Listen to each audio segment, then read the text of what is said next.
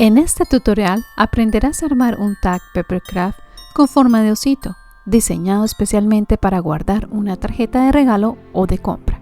Es un detalle sencillo, original y hecho a mano, ideal para obsequiar en cumpleaños, celebraciones o simplemente sorprender con un regalo diferente. Durante el proceso te mostraré cómo ensamblar cada parte del tag, logrando un resultado limpio y resistente. No necesitas ser experto en Peppercraft, solo seguir los pasos y disfrutar de la creación.